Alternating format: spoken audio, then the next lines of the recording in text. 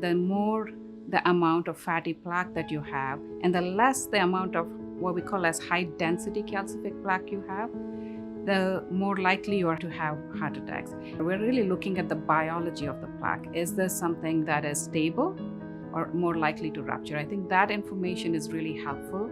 Even with zero calcium score, there are many patients who may have non-calcific plaque.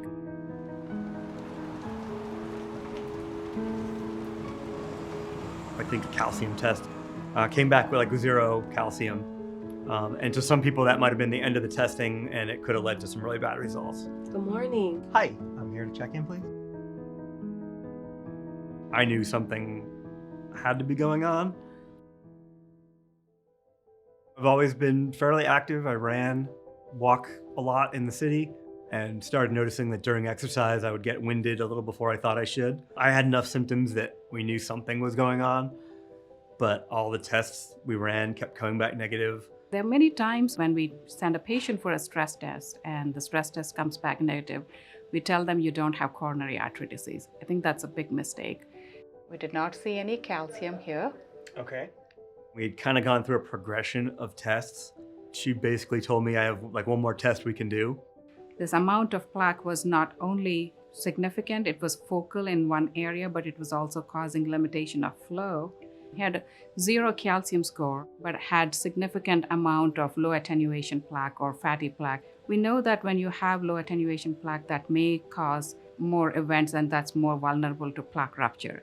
Having that data is very powerful. Now we can tell our patients you have plaque that is more active, and we really need to take action on it. When I found out I had a 30% low attenuation plaque and that the threshold for concern there is a lot lower, it was a little surprising, and I guess it reinforced that gratitude for me that there's tools that can pick that up now.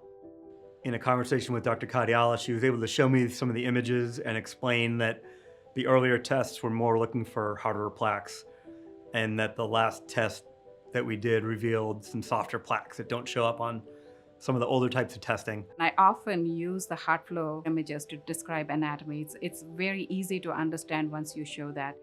They had found a blockage, and that blockage would need a stent or some action taken to make sure that my heart kept functioning right. It was 2 or 3 days later that I woke up and just didn't feel that good.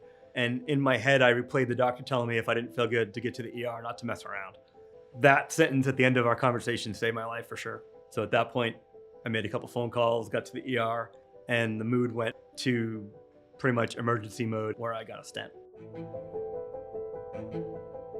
We're only now starting to see that CT actually gives us a lot more information beyond stenosis.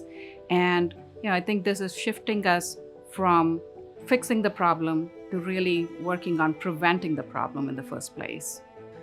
Because it seems like all the existing tests and tools that were done traditionally would have just missed that. And obviously, outcome would have been a lot worse and a lot scarier.